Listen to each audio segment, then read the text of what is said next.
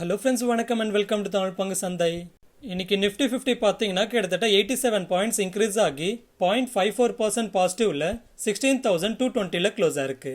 And அதுவே bank Nifty பார்த்தீங்கன்னா கிட்டத்தட்ட 203 பாயிண்ட்ஸ் இன்க்ரீஸ் ஆகி 0.58% பாசிட்டிவ்ல 35,124ல க்ளோஸ் ஆயிருக்கு.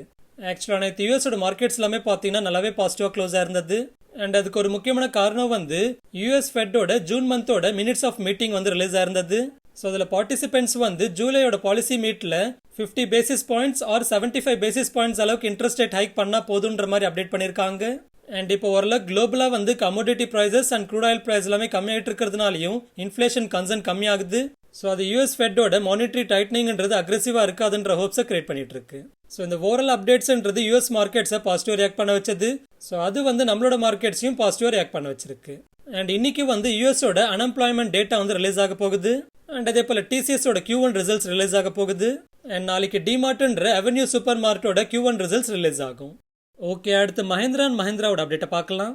மஹிந்திரா அண்ட் மஹிந்திரா கம்பெனி வந்து அவங்களோட 4-வீலர் பேசஞ்சர் இவி பிசினஸை தனியாக பிரித்து ஒரு சப்சிடரி கம்பெனியாக ஃபார்ம் பண்ணுறதுக்கு இப்போ கம்பெனி அப்ரூவ் பண்ணியிருக்கிறதா அனௌன்ஸ் பண்ணியிருக்காங்க. அண்ட் இப்படி தனியாக பிரிக்கிற 4-வீலர் பேசஞ்சர் இவி வெஹிக்கிளோட கம்பெனியில் BII, அதாவது பிரிட்டிஷ் இன்டர்நேஷனல் இன்வெஸ்ட்மெண்ட்ன்றவங்களுக்கு ஸ்டேக்கை செல் பண்ணுறதுக்கும் அக்ரிமெண்ட் போட்டிருக்கிறதா சொல்லியிருக்காங்க. அதாவது இப்போ ஃபார்ம் பண்ணுற புது சப்சிடரி கம்பெனியை அரௌண்ட் 70,000 crores அளவுக்கு வேல்யூ பண்ணியிருக்கிறதாவும் அண்ட் அது M&M கம்பெனியோட கரண்ட் மார்க்கெட் கேபிட்டலில் அரௌண்ட் 51% சொல்லலாம். அண்ட் அந்த வேல்யூவேஷன் படி பிரிட்டிஷ் இன்டர்நேஷனல் இன்வெஸ்ட்மெண்ட்ன்றவங்க அரௌண்ட் 1,925 crores இன்வெஸ்ட் பண்ண போறதா சொல்லியிருக்காங்க. அண்ட் கம்பெனியோட இவி ப்ராடக்ட் ரிலேட்டடான டீடைல்ஸை ஆகஸ்ட் 15 அன்னைக்கு அனௌன்ஸ் பண்ண போறதாவும் சொல்லியிருக்காங்க. ஆல்ரெடி டாடா மோட்டார்ஸும் பார்த்தீங்கன்னா இதே போல அவங்களோட இவி பிசினஸை தனி சப்சிடரி கம்பெனியை மாத்தினாங்க. அண்ட் அதே போல டிவிஎஸ் மோட்டார்ஸ் கம்பெனியும் பண்ணாங்க.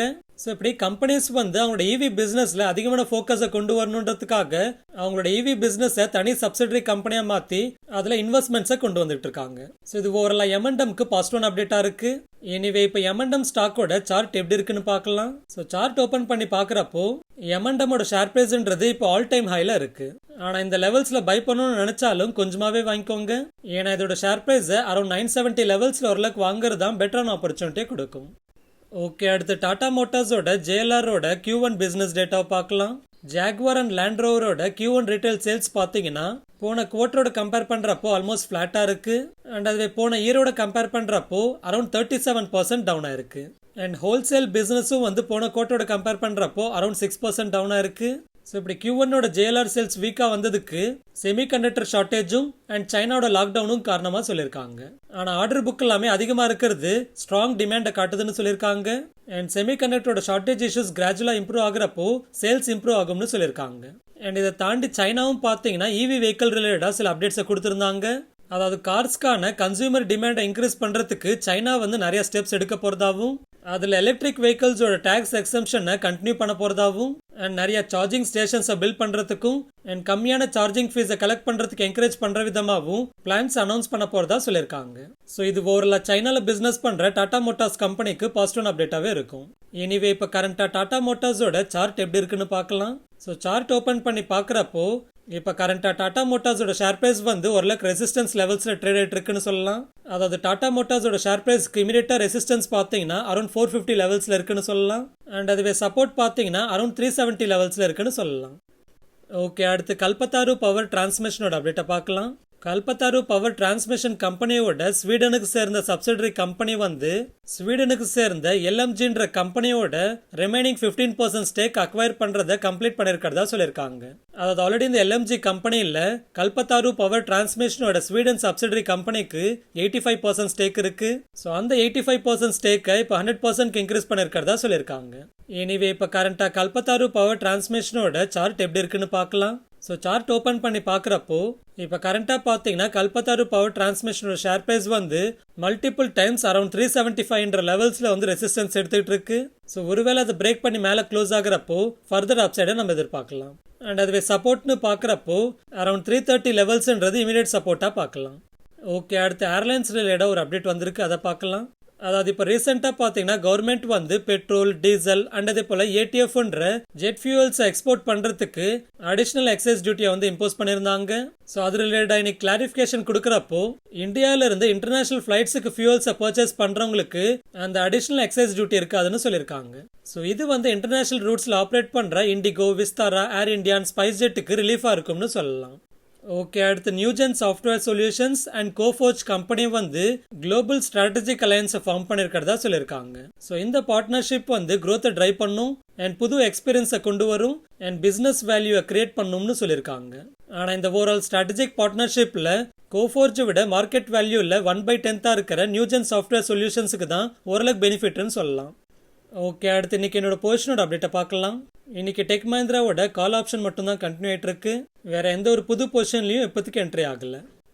ஓகே, அடுத்து சுகர் ஸ்டாக்ஸோட அப்டேட்டை பார்க்கலாம். கவர்மெண்ட் வந்து இந்த சுகர் சீசன்ல 8 lakh tons வரைக்கும் சுகர் எக்ஸ்போர்ட் பண்றதுக்கு அடிஷனலா 15 days எக்ஸ்டென்ஷன் கொடுத்திருக்கிறதா சொல்லியிருக்காங்க. கரண்ட் ரெய்னி மான்சூன் சீசன்னால ஃபேக்டரிஸ்ல இருந்து போர்ட்ஸுக்கு வந்து ஸ்டாக்ஸை மூவ் பண்றது கஷ்டமா இருந்ததுனால இந்த எக்ஸ்டென்ஷனை ப்ரொவைட் பண்ணிருக்கிறதா சொல்லியிருக்காங்க. ஸோ இந்த அப்டேட்க்கு அப்புறமா இன்னைக்கு most of the sugar stocks எல்லாமே பாசிட்டிவா ரியாக்ட் ஆயிட்டு இருந்தது. ஓகே, அடுத்து லூப்பினோட அப்டேட்டை பார்க்கலாம். இன்னைக்கு நொமுரா வந்து லூப்பின்க்கு பை ரேட்டிங்கை மெயின்டைன் பண்ணி டார்கெட்டை 1098 கொடுத்திருந்தாங்க. அண்ட் அதுக்கான கமெண்ட்ஸா என்ன சொல்லியிருந்தாங்கன்னா, நேற்று லூப்பினோட சாமர்செட் ஃபெசிலிட்டிக்கு யூஎஸ்எஃப்டிஏ கிட்ட இருந்து கிளியரன்ஸ் வந்தது பாசிட்டிவ் சர்ப்ரைஸா இருக்குன்னு சொல்லியிருக்காங்க. ஸோ இது மற்ற சைட்ஸ்க்கும் கிளியரன்ஸ் வரும்ன்ற ஹோப்பை வந்து ரைஸ் பண்ணிட்டு இருக்கு. ஸோ ஓவரால் இந்த மேனுஃபேக்சரிங் சைட்டோட கிளியரன்ஸ் வந்தது மீடியம் டேர்ம் பாசிட்டிவா இருக்குன்னு சொல்லியிருக்காங்க. ஓகே, அடுத்து இன்னைக்கு ஷின்சோ அபேன்ற ஜப்பானோட முன்னாள் பிரதமர் இறந்ததா செய்தி வந்திருக்கு. ஆக்சுவலா இவர் ஒரு பொலிட்டிக்கல் மீட்டிங்ல ஸ்பீச் கொடுத்துட்டு இருந்திருக்காரு. அப்ப அந்த கூட்டத்தில இருந்து ஒரு பர்சன் வந்து இவர் சுட்டிருக்காங்க அண்ட் அந்த பர்சனை பிடிச்சிட்டாங்க. அண்ட் அந்த பர்சனை காரணம் கேட்டதுக்கு ஷின்சோ அபே பண்றது அவருக்கு பிடிக்கலன்னு சுட்டதா சொல்லியிருக்காரு. ஸோ ஓவரால் இந்த இன்சிடென்ட்ன்றது ரொம்பவே ஷாக்கிங்கா இருக்கு. அண்ட் இவர் ஜப்பானுக்கு ரொம்ப நாளா பிரைம் மினிஸ்டரா இருந்தாரு. அண்ட் ஈவன் நான் டோக்கியோல இருந்த 6+ இயர்ஸுமே பார்த்தீங்கன்னா இவர் தான் ஜப்பானோட பிரைம் மினிஸ்டரா இருந்தாரு. ஓகே, அடுத்த வாரம் எக்ஸ்பைரி ஆகிற நிஃப்டியோட ஆப்ஷன் செயின் பார்க்குறப்போ கால் ஆப்ஷன் சைடில் அதிகமான ஓப்பன் இன்ட்ரெஸ்ட்ன்றது அரௌண்ட் 16,500 ஸ்ட்ரைக் ப்ரைஸில் பில்டா இருக்கு. அண்ட் அதுவே புட் ஆப்ஷன் சைடில் அதிகமான ஓப்பன் இன்ட்ரெஸ்ட்ன்றது இப்போ இமீடியட்டாக அரௌண்ட் 16,000 ஸ்ட்ரைக் ப்ரைஸில் பில்டா இருக்கு.